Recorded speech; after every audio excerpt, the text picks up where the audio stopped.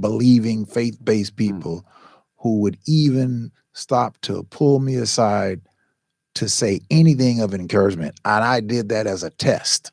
And not a single person said it. Now, here we are all in this arena, going to these classes and learning about our faith commitment and Christian education. And here it is, a person that is walking by us, and not one of us, including myself, not one of us said anything to that young man. And that stuck with me. That stuck with me from that point forward, is that don't just be critical of somebody walking by. Go and talk with them and see if you can do something to help them, which bring me to what I saw today. Hey, go ahead, right? Mark. That's what I saw today. You took it out of my mouth. I opened my Facebook up and I saw you on that you had gone live. I said, well, let me see where Martin is today. And I looked at that video, and you did a live. Tell us about that live. Well, I got the call this morning, people, and young man, Stringer Harris, and he called me. He said, Martin, I need you to do a favor for me. The video, a young man is going to turn himself in today, and I want you to video. I'm calling you. I didn't call the news. I'm calling you. And I was like a little hesitant. I said, you know what? This would be a good story. Let me just see what this is all about. It wasn't no money involved or anything. So I came. He said, well, he called me again. He let me know. He said, well, if I'll let you know, text you, so you won't have to come here and sit around wait that he's coming. So he gave me that text. He said he's coming. So I got there. And when I got there, the young man had a little face thing over. He seen him, and, Stringer talked to him, pulled him to the side, gave him a hat, bought him a hat, and put it on his head and everything. And I was like, man, okay. And I just shook his hand. He said his name was Mark. Actually, his name was Mark. And so I said, well, what is it you guys want me to do? I'm just here to film. He said, no, don't worry about it, Martin. I just introduce me and I do the talking. I said, okay. And it worked perfect. But the moral of the story is that young man came in that store one day, all upset, wild, and Stringer said that he spoke to the young, pulled him to the side, and had to talk. He established a relationship with him. He had the locks all the way down, the typical young person look, sagging, and he talked to the guy, and he built a relationship with him, and that's how they became his point. It was the young man's decision to turn himself in. He told Stringer, he said, listen, man, I'm working in your program, and I don't want to be a burden to your program. So I want to get this behind me.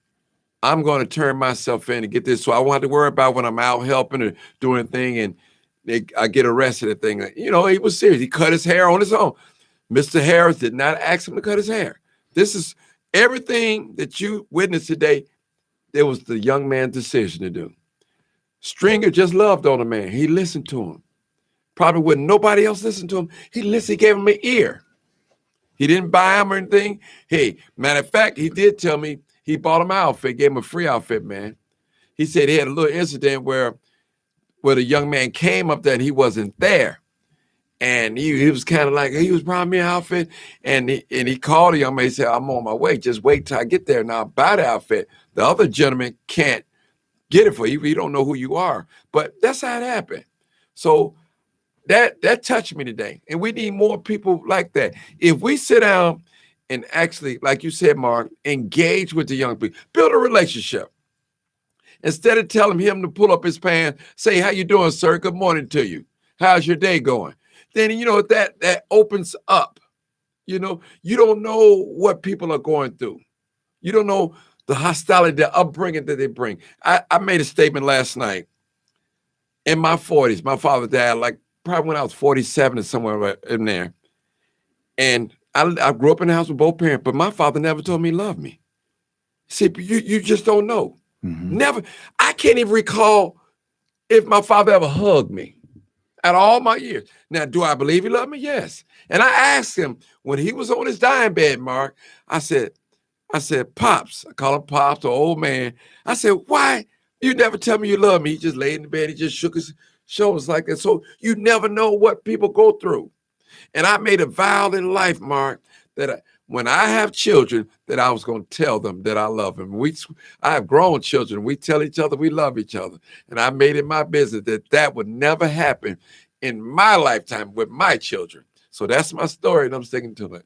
Well, let me tell you, that's got to be all of our stories, and many of us, have those stories. I had the same experience with my father, and I had the greatest lesson in forgiveness through my father, somebody who I had a righteous indignation for, and thought that I was right. Right, my mother, who was I always refer to as the closest physical being to God that I have ever witnessed. There's a woman who loved on everybody. Nobody's child was, an orphan with her. You came to our house, you were going to get some, and you didn't have a place to stay. You were going to have a bed to lay in. We weren't wealthy, but you were going to have a bed to lay in, some food to eat, and you were going to get some Bible, right? You were going to get some discipline, because the fact that you were there, she was certainly going to do it, but you weren't going to be turned away.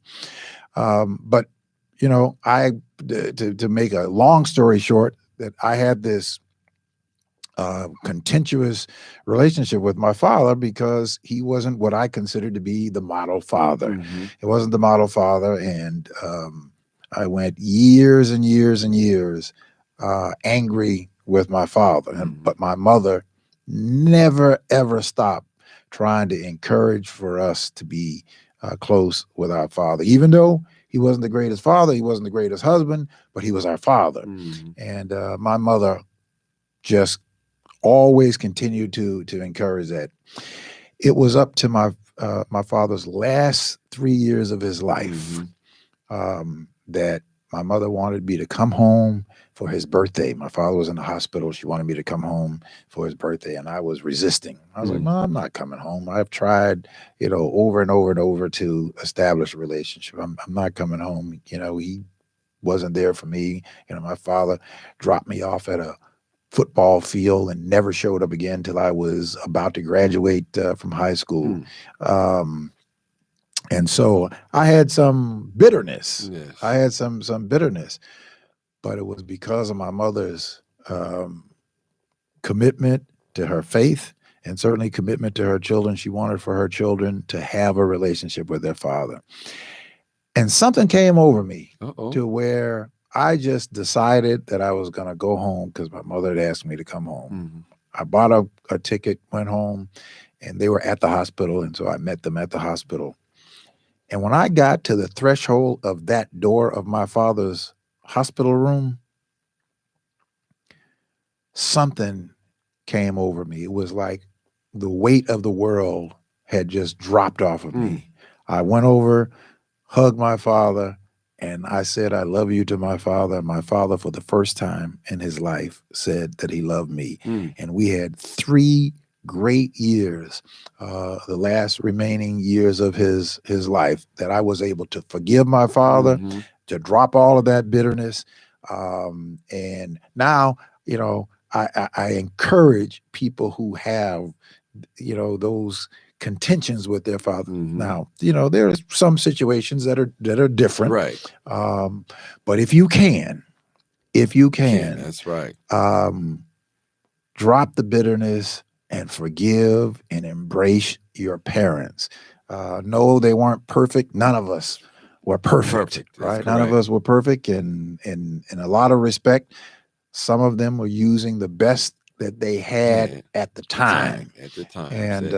And maybe that best wasn't good enough. Right. But it was a life transformation experience for me. And I ended up, it wasn't planned, but I ended up doing my father's eulogy when he passed away. And the pastor got up and said, "Well, there's nothing else for me to really say but to give the benediction. Right. All that needed to be said has been said." And my mother's sister, who has now gone on to be with the Lord, I called her my second mother. She was my mother's sister, and she was there with us all. She said that was the most beautiful service that she had ever seen. And she knows the entire history, right, of what went on. So loving on each other is what we need to do. Yes, we need that. Loving on each other is what we need to do, and we need to not allow for these existential forces to have us having this internal divide and disconnection from each other, because it only benefits those people who control the system. Yes. Mark, I let me just say this, brother. That was a touching testimony, because we have so much parents and sons and daughters relationships and not right. And you're a true example of forgiveness. You forgave and you released that spirit that came on you. That reminds me of not getting religious on that story about the woman said she touched the hem of his garment. She said, if I just can touch him. If I could just touch just the hem of his garment. Yes, I can be healed. And that reminds me, when you came into presence, something just came over, and it had to be the hands of the Lord.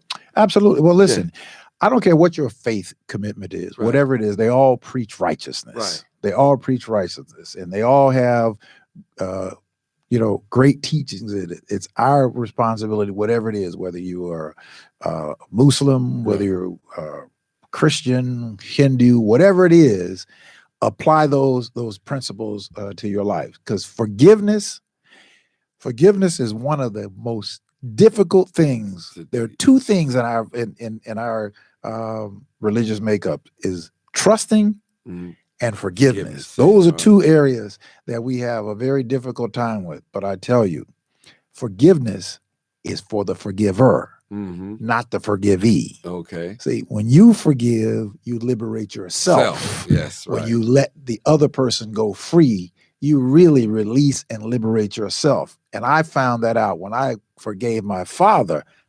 I liberated myself. I dropped those rocks of bitterness that was weighting me down, and was able to go on and live a non-regretful life. Because if my father had died and I had not forgiven my father and I had not come to terms with those, I would be living in regret today. And I'm free of that because I submitted to forgiving him and found out that I was able to liberate myself. That's so beautiful. That is so beautiful. Life, you never know where life takes you. I had a birthday the other day, Saturday, and I was like, happy belated birthday. Yeah. And Mark, I was growing up saying in my mind that I wasn't going to live to see 21. I mean, just that's another stereotype. Yeah. I said, well, I'll probably be dead before I'm 21. I used to say things, and you have to be careful what you think, because the Bible says a man thinketh in his heart, so is he. So is he, yes. And so I was like, man, but when I made 21. But what made you think? Where did that come from? I can't tell you. Where did that come from? I can't tell you, Mark. You hear, people will say, statistically, average black man's not going to live until, he might not make it to 21. And it was just false narrative. I don't know, Mark. I can't tell you. I was young and out of touch, and I just recall that, and I wonder who told me that.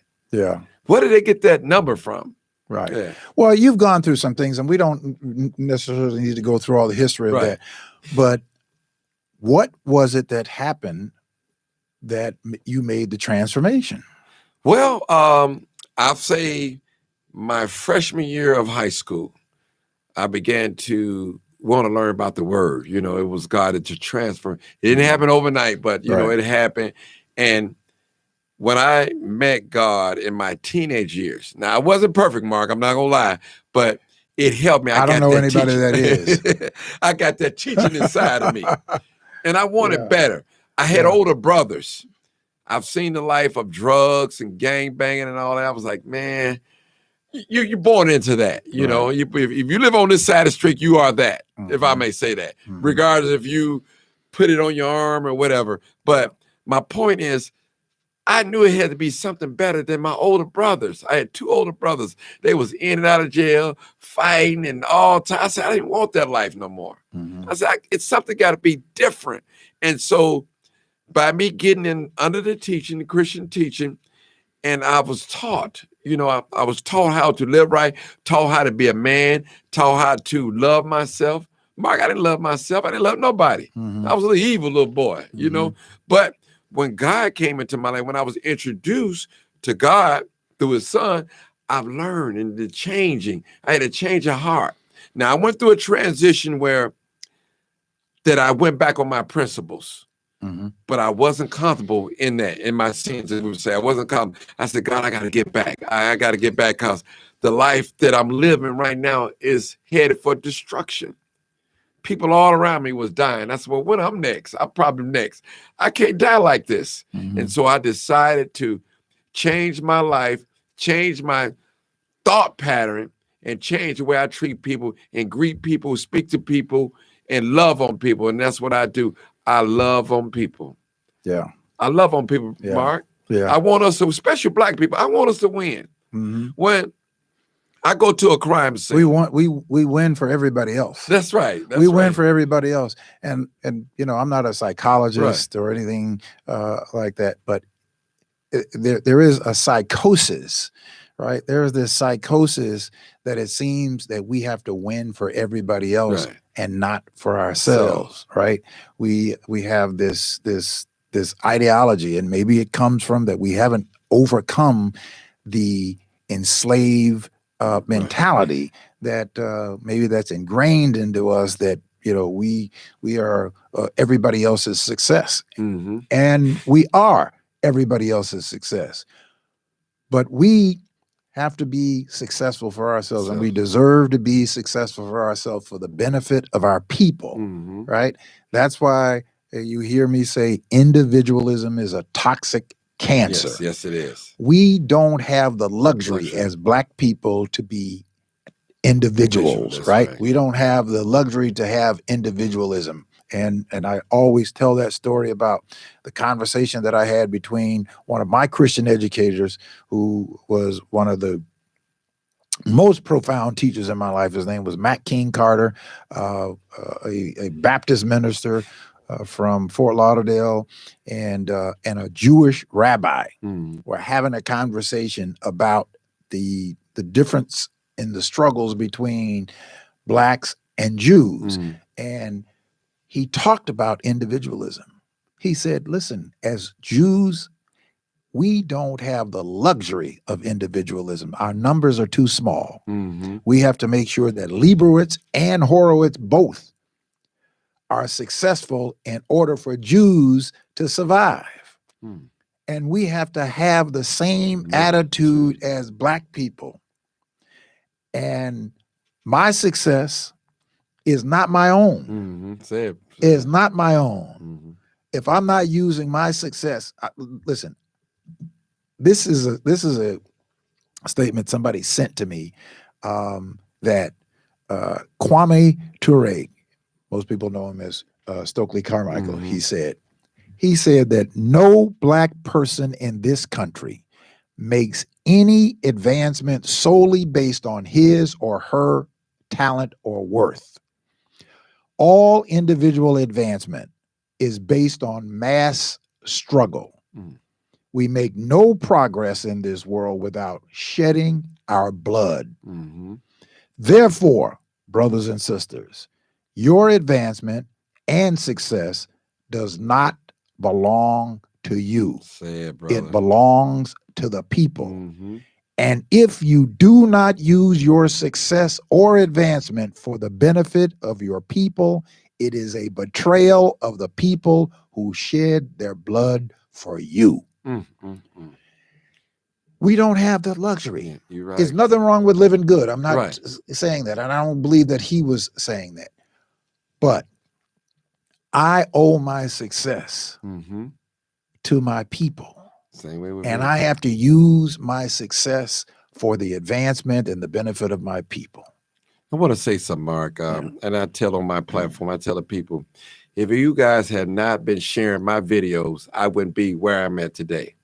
And that's why when I accept calls and stuff like that, I don't know what the people are going to say. I don't know if they're going to cuss me out, call me, but I just take a chance that they're going to do the right thing and say the right thing. But the platform is for the people, you know, and when you and I connected, And we talked about 10 by 10. I said, Mark, come on the show. Let's talk about it. Let's get it out there. Let's get it out there. Because it works. I call it the blueprint. So my point is it's not a platform just for crime. It's for showing success. And we have to do it as a group. Now, we're not saying here in America that you can't make it individually, but what good is it? We want everybody, the group, to come along. We need one another. And without people sharing my videos, watching my videos, I wouldn't have a platform. Because I remember the day, Mark, where I would go live, it would only be 2 or 3 people on there. I remember, just clear as daylight. I do not forget.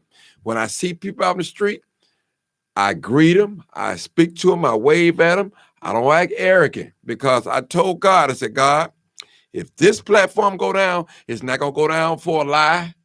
It's going to go down for truth.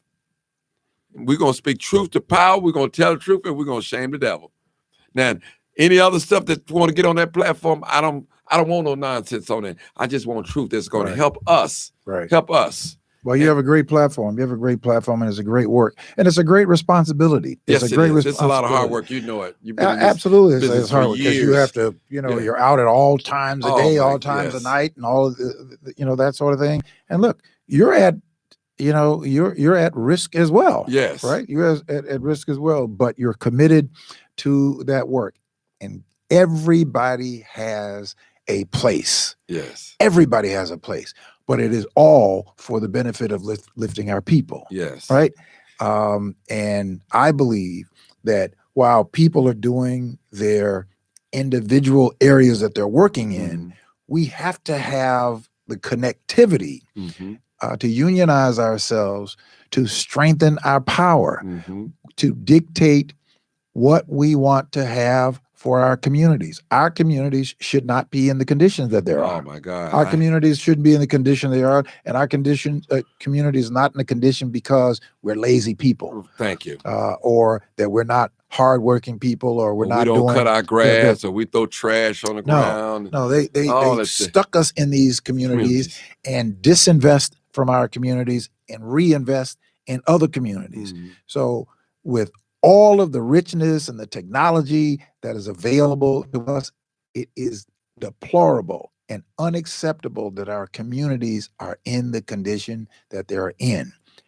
However, that's not going to change by any one individual person. It is only going to change if we amass ourselves together. That is the only way that we are going to liberate our people, to make sure that we have success in our communities now, not 50 years from now, now that we have success. We have 40% of the city council Black, 30% of the Cook County board Black, leading the Cook County board Black, leading the city council Black, a Black lieutenant governor, 20 Black state representatives, 10 Black state senators, 4 Black United States congresspeople, 17 Black mayors in the South region of the Southland of Chicago, the Chicagoland area, the suburbs. It's unacceptable. It's unacceptable. So that tells me that the people who have gotten in the system have been poisoned by the system to benefit somebody else's agenda. It's not ours. And so it is up to us to organize ourselves so that we can change that. Mark, but do we really have an agenda, though? That's the thing. I've been voting since I'm 18. I think I voted for Harold Washington the second time. When he ran the first time, I wasn't old enough to vote. And I was just proud to vote. I was totally illiterate of the voting process. You go on the ballot and you vote for judges. I don't know who they are. I just go down and pump, Right. These things must stop. I've been doing this for the last, I'm 55 now, since I was 18. No research on these judges. And I'm just punching. I don't know who this person is. You're punching a name that sounds Black, right? Yeah. Like a lot of people do. But to answer your question, yes, we do have an agenda.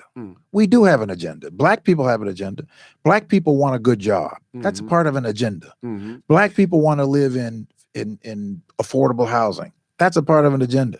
Black people want to have good mental health facilities available to it. That's a part of our agenda. Black people want to have good education for their children. That is a part of our agenda. Black people want to have economic stability. That is a part of the agenda. Yes, we have an agenda. I think that people like to use that or to say we don't have a Black people have an agenda every single day that we get up to go to a job to provide for themselves and their family. The problem is there is this inequity of what is being available to our community, and we cannot allow for those people who are using this capitalistic system to disadvantage and to disinvest in our communities. If we allow for that to happen, then we're working against ourselves. Well, I want to ask you a question, and I know I'm not. Mark, we have educators, politicians, ministers such as yourself, electricians and engineers. Why can't we get it together as a group? I mean, something is not right. I mean, we as Black people, we can identify the problems that go on in our community, but somehow we can't solve them. Why is that? With all this education that we have, all this knowledge, I mean, Black people have money. A lot of us have money. We're doing great. We're doing well, but we don't know how to pool our money together and get something done, get behind a politician. What is the problem? You just said it. Chicago is full of Black politicians in key places. And look at our situation. What's the problem? You know, it's not a matter of why can't we? It is a matter that we won't. And I firmly believe that we have not institutionalized it. We haven't had a concerted, focused effort to unionize our power, to unionize ourselves. I'm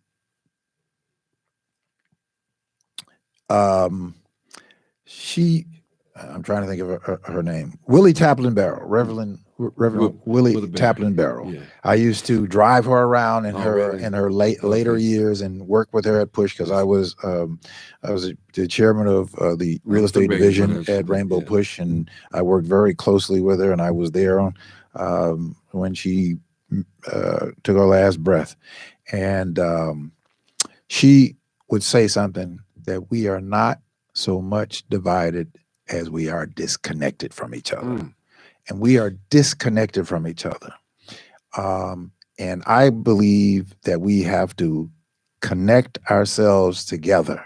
We have to connect ourselves together. That's what the whole 10 by 10 to win is Black people connecting ourselves together so that we become a unified force, that we don't have to ask anybody for anything.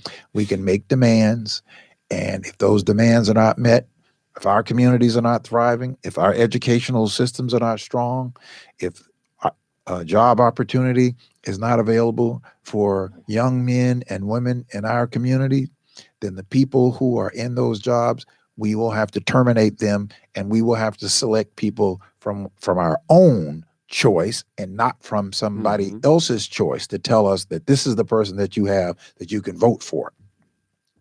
When we unionize that power, when we institutionalize that power, we will transform the conditions of our communities. And guess what? When we transform our communities, the entire city, the state will be better off. Because when Black people do better, everybody does better. Yes.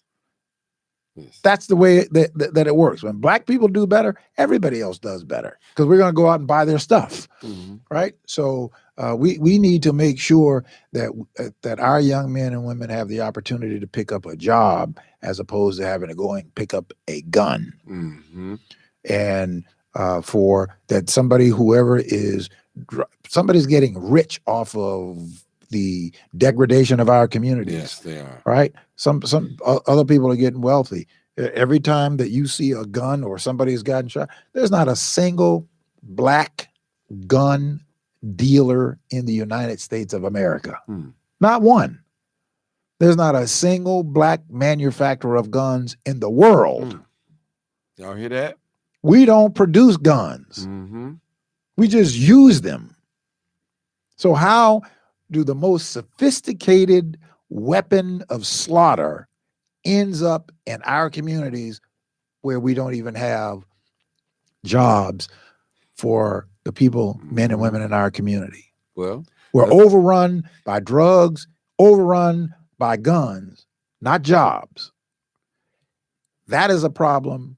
Yes. That I believe that you and I and the rest of us have got to connect ourselves together. We must connect ourselves together to grapple with this problem and tackle it once and for all. This is not something off in the far distance. We can deal with this now if we commit ourselves to being together. This is not about elevating any one person. This is about elevating us all, because if we don't elevate ourselves, that's what the whole revolutionary is about. If we don't do it together, it's not going to happen. Yes. There is no one man or one woman that is going to liberate our community.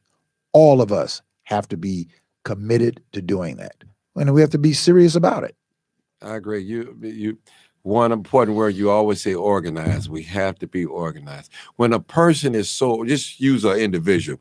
When a person is organized, they're prepared. Absolutely. They're planning, they're thinking, they're strategizing. And that's what we have to do as a body. We have to do that together. All this education that we have, all this business sense that we have. Listen, we more than just doing putting the ball in the basketball rim. You know, we more than that. We're more than athletes. And we are successful. We've been proven. Mark, you're a successful person. You live right in the community. You could live anywhere you want to, but you choose to stay in the community. Absolutely. Yeah. Absolutely. Because I firmly believe. Now, when I was younger, I said, I'm going to get wealthy. I'm going to have myself a nice car. I want a big house. I want to take care of my family and all of that stuff. And there's nothing wrong with that. Right. But I was young. But then I grew up.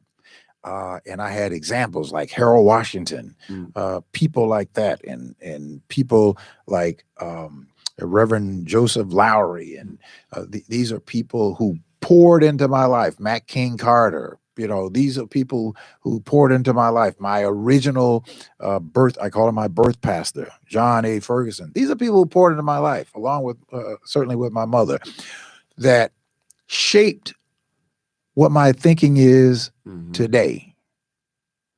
My life cannot be successful. Your life cannot be successful if we are not using our success for the benefit of lifting our people. And that's correct. That's period. That's period. Period. Right? That's period. Not for trophies or plaques, right? You know, or awards, somebody inviting you to a dinner, they want to honor you. No, honor me by lifting my people. Yes. Liberating my people. Yes. Then we will all be honored. Yes. You can't honor somebody and our people are suffering. That's right. It just doesn't make sense to me. That's right. That's right. I've heard of similar. It was this young lady that I used to be on the activist field with, and we're no longer speaking right now, but she did make a statement that our supervisor told her that, hey, now that you got a job, don't go out and buy $1,000 purse, because all this money is not for you. It's for you to help other people too as well. And that's what a boss told her. And I'm a firm believer in it. You have to share your time, your gift, your talents, and some money. You know, and like you said, we all have a purpose in space. No, the world is a big stage, and we all have our role to play. Right. You know, we have the givers, we have the takers, we have the ones that want to help people. We have them all, but we have to work together. We have to work together. And above everything else, we've got to be organized. If you are not willing to be organized, you're really just wasting time. Yeah. You're really what you say, Mark, time. making noise and nothing happening. We see a lot of that going on. Yeah. I see a lot of protests. They make noise, but nothing happens. They go back to the normal lives and everything right back the same again. Their intentions are good, right? Their intentions are pure. We're not saying that these people's intentions are not pure. We just have not been organized. We must get organized. No progress is made by disorganized people. That's right. And we are disorganized everywhere, from here to Kenya to Africa to New York, wherever we are disorganized. That is why we are not making the kind of progress that we ought to have made long ago. We get organized, I guarantee you, we will see different results. We will see different progress. Is it going to be easy? No. But it's not hard to organize. Not hard to organize. That's why 10 by 10 is so simple to building a 1 million voter voting block right here in Cook County in the city of Chicago in the state of Illinois. If we just did it 5 times over, 10 times 10 is 100, 100 times 10 is 1,000, 1,000 times 10 is 10,000, 10,000 times 10 is 100, 100,000 times 10, a fifth time, we have 1 million people. 1 million people. 1 million people. We can control our destiny. We can transform wherever Black people live in Illinois. Yes. If we get organized. Through policy. We must be organized. Let me ask you a question. I think we talked about this before. I think I said it when you and I was on the program. Why, I think I said it when we had our first meeting, 10 by 10. Well, when I attended my first meeting, I said, why is it that people always say Black people didn't show up to vote? I mean, what are we expecting to show up 100%? What percentage we give ourselves? So that's what I'm saying. Because not only Black people, it's other races that don't have a great turnout too as well. It's not just Black people. Yeah.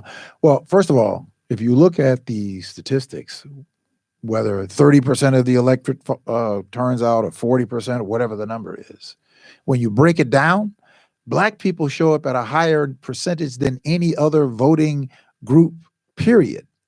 So if there's only 32% of the electorate that turned out, there was a larger turnout of Black people than there were of whites or Hispanics.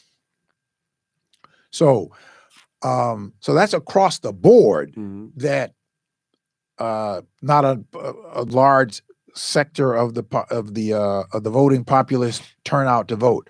But when we get organized, when we become better organized, and our voting becomes more organized and intentional, then we can turn out numbers, because guess what? We will be controlling the entire process. We'll be controlling who it is that we select as a body. We'll determine who we want to be in these offices. And those people will have mandates for why we're putting them in the office. And they're coming from us. They're coming from the body. We bring our own body together and we'll select from people from our body. We don't have to take some person that somebody sent from the outside and say to you, look, Black people, these are the 5 people that we as the party have slated that you all can vote for. Somebody else chose those people. We will be the selectors, the body. Well, the block. I want to say something. It's going to probably be controversial. Okay. Do you think these parties have our best interests? And I'm not just talking about one party, the Republican Party, Republicans, and the Democrat. I mean, do you really believe that they have our best interests? Because now it's this thing out now. Well, I'm a vote Republican because we've been living under Democrats. There's nothing happening. So explain that to me. Because you're more. Well, let me just say this. You should never allow for your frustration to impede your future. Don't allow for your frustration to impede your future. Because we are frustrated, the Democratic Party is far from what you would call perfect. I don't even like to use the term, because there's only one perfect being, and that's God. Everything else is flawed, right? But the party, if we're talking about parties, the parties that mostly benefited Black people, whatever progress we have made, has come as a result of working with the party. But so to answer your question, do both of these parties, the Republican Party is not an answer for Black people. Republicans can't demonstrate one policy that they have ever put forth that has benefited Black people in the last 50 years. Not one. They voted against everything that we have made incremental progress with. Social Security, Medicare, Medicaid, minimum wage. All of those came as a result of Democrats, not Republicans, including what we've just seen happen with the CHIPS Acts and the infrastructure and the American Rescue. That all came because of Democrats. Republicans voted against every one of them. So my point is that Republicans are not an answer for us. Is the Democratic Party the holier than thou? No, they're not the holier than thou. What is missing is that we, the party of people, the People's Party, are disorganized. And so we are taken for granted in many cases by the Democratic Party. We are completely ignored by the Republican Party. So in order for us to make sure that government works and the benefit of our community, we have got to demonstrate and create our own union of. We don't have to create a whole different party. We become the party.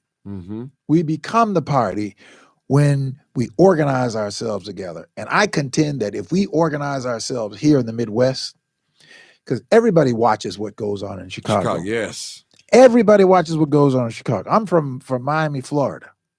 Everybody pays attention what goes on in Chicago. All over the country. That's why Chicago is, for the 7th year, the #1 visiting city in the world. Right here. 7th year in a row. Right? That it is the most, it's the #1 city for people to visit.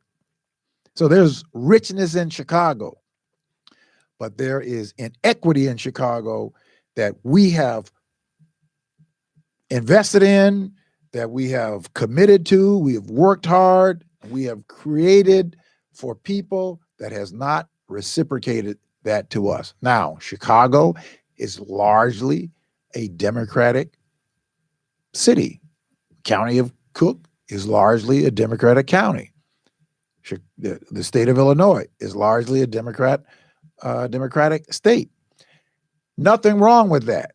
What is wrong with that is that we've advanced in terms of getting Black people into political positions, but they've been poisoned by that system because we are not organized to control who it is that is put there. Those people that are in there are people who a party has slated, for the most part, to say to us, these are the people that you get to choose from. Not saying that they're bad people, but they're working for the benefit of somebody else. So that means they're working against us. They might look like us, but they're not working for us. And so what I'm saying to us, personality aside, I don't care what state representative that you know. They might be your neighbors. They may be somebody that you're friendly with. That's not what this is about. This is about making sure that whoever they are, that they now know that there is a different party in town, that no political party, we're going to get organized now. If we're not organized, then we're going to be subject to those political parties, yes, we are. Right? So, but we have to get organized to where we are now dictating to the party. You don't pick the people to represent us. We pick who we want to represent us, since we got to vote for them. We pick them. And we have the power to place them in office. When you can demonstrate that power, you send a message to everybody else in a public office that these people have now become organized. Now there is a whole window of people who don't want for us to be organized. Yes. They don't want us to be organized. Because once we get organized and we operate in a unionized, organized fashion, then we will be demonstrating to ourselves what organized really does and what organized really means. We'll demonstrate to ourselves that now, the one thing that we have not done I don't care what anybody tells you. They'll say, oh, we're organized. We vote the same way.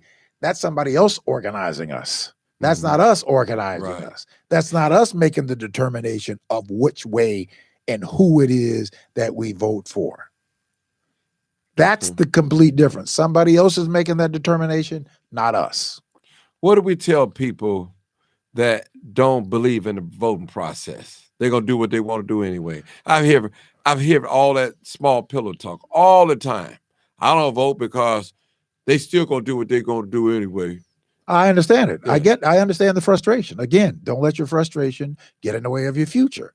So what those of us who know, those of us who understand that we have to organize, we have to love those people in. Mm-hmm. We have to love on them, right? They're frustrated, and rightfully so. Rightfully so, because what they're saying is that I see you all voting, but I don't see anything different in my neighborhood. Mm-hmm. My neighborhood looks largely the same. It's getting worse. More and more housing is being stripped away from my community. We still have high rates of unemployment while other communities are thriving and getting rich. I understand that sentiment, but despair cannot be the option for us. Mm-hmm. We cannot allow for that to be the option. We don't have that luxury. If we really care about the liberation of our people, we don't have that luxury. Mm-hmm. And the alternative is not the answer for us. I just want for anybody who thinks that they are so politically astute, and I've been asking for it for the longest, and they can't provide it because it doesn't exist. I am somewhat conscious.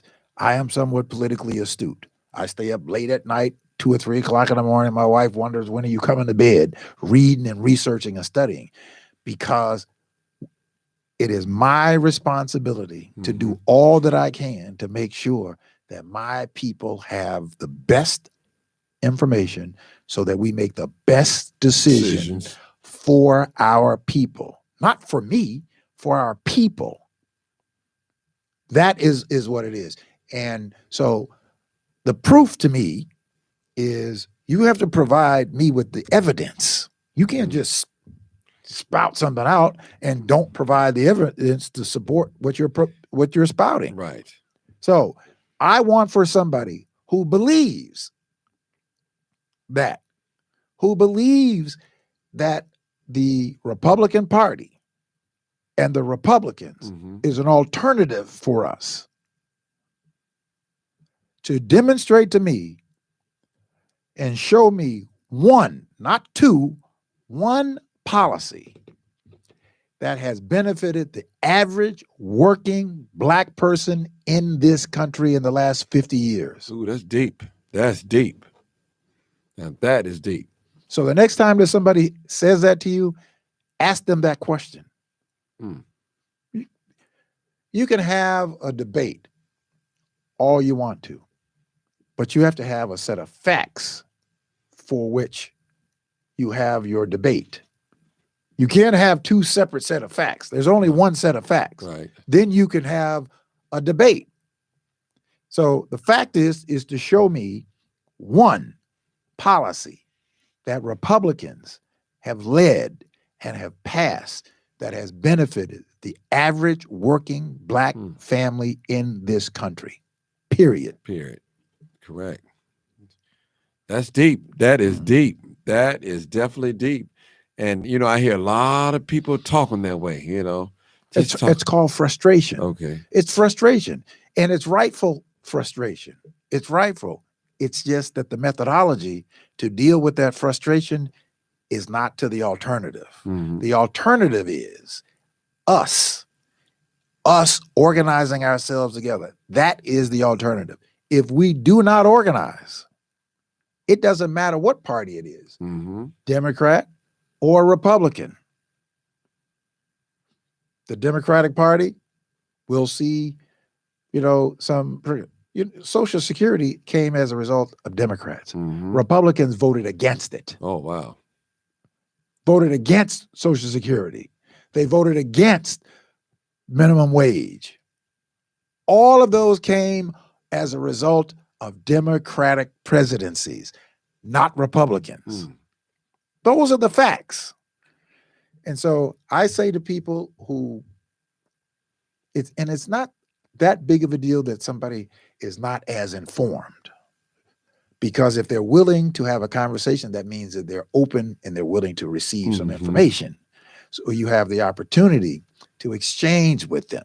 You have the opportunity to build with them.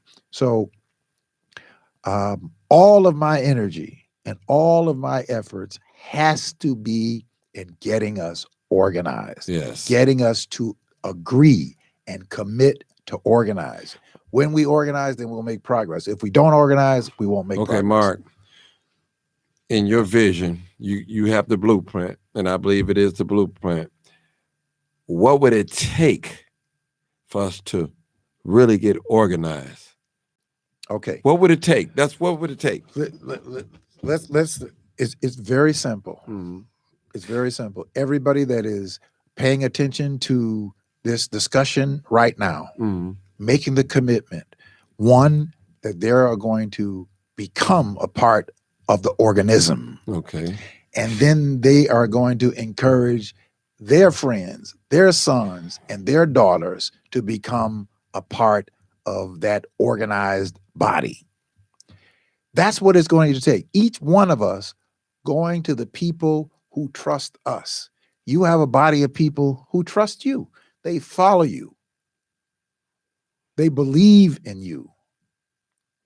You have earned their trust. So you have the responsibility of bringing the people who trust you. They have the responsibility of bringing the people who trust them. That's why it's called 10 by 10. Everybody knows 10 people that trust them, that they can get to go do something. You know 10 people you can get to go to a party, to go to some movie, to go to some dance, go to eat, anything. Even cut the fool, as my mother would say. You know 10 people, but that is what it's going to take. It's not rocket science. It's not, waving some widgets, or it's going to take some monumental effort. This is a cooperative effort that all of us have to commit to. If we don't commit to it, then we are committing to failure, is really what we're committing to. By not organizing ourselves together, is not saying, well, just because he's saying this, I'm not going over there to do that. Okay, fine.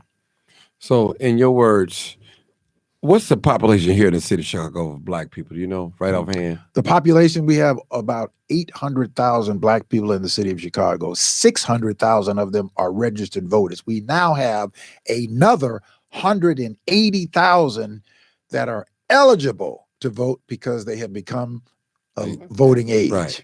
Okay. So out of that number, what number did you think would be suffice for us to make some things happen? For as 100,000, 200,000, million people, you think that would out of those, if we got 10,000 people from every ward that we're in, so that's largely 19 wards that we densely populate. If we got 10,000 people to commit, right, to becoming, say, the foundation of the body. Okay. So that's 190,000 people, say roughly 200,000 people. 200,000 people will determine any election in the city of Chicago, from the mayor to the city treasurer, to the clerk, to even the governor, every alderman in those wards. That is an enormous amount of power. Now, let me make a comparison so that people can see what that is, right? Because you hear me talking about unionizing our strength. Right. And the reason why I use the term unionizing it is because what's strong in the labor force? Unions. Yes. Unions. Why are unions so strong? Because they're together. They're together. They're organized. Well, let's take the most powerful union in the city of Chicago. What is that? The Chicago Teachers Union. The Chicago Teachers Union vowed in 2013 that no longer were they going to be disrespected, they were going to become a political force. and they are a political force. The Chicago Teachers Union is made up of about 25,000 people. 25,000. They have the mayor that came out of the Chicago Teachers Union today. Right. They have about 19 other people that they have gotten elected in office through the United Working Families, which was birthed out of the Chicago Teachers Union. So if 25,000 people can have that kind of influence, imagine if we organized 200,000 of us. I believe that we can build a statewide block of 1 million, but imagine if we built 200,000 within the city of Chicago. All on one accord. We will transform how politics is done for all of our communities, including in the suburbs. Because those people who are in power now know that their days will be numbered if they don't deliver. And I mean, we don't have to wait to an election if we organize. We can get organized right now. And by the time the election comes, we could have selected who it is that we want to have from our own body of people. We could elect our own aldermen out of that body of people. And maybe there are people like in our last meeting that we had who said that they were running for office. They couldn't get the support. You know why? Because we're not organized. If we were organized, we could have gotten behind those people who were interested in running for those offices for the benefit of our people, instead of somebody slating somebody, telling them these are the people that you can have. How is it that Michael Scott, no shade on Michael Scott, who resigns from office, and the party decides that Monique Scott is the person who's going to be the alderman of the, I believe it's the 27th ward, or whatever not the 27th, the 24th ward. We could have, if we're organized, determine who we want to have, and that we would have had a voice to say, this is who we want. And if you put somebody else there, they won't be there come election time. Well, I want to ask you a question too about these local Black politicians. Do you think they're afraid, or they don't know what they're doing, or they don't care, or about the plight of Black people in the city? I mean, I'd be trying to get into a mind of a politician. I mean, they be so fired up, Mark, going into the office, arriving in, but when they get in, it's just like they get cooled off, they get quiet. Their fire is just put out.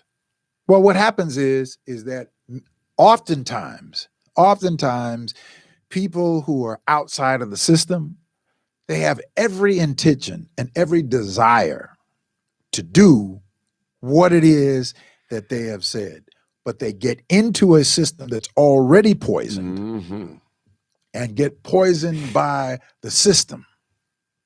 They get poisoned by the system. But that's because the system and those who are controlling that system says, we give you permission to come in. And we have no voice in that. We've had no voice in that. So they put these people together and said, well, these are the people that you all can choose from.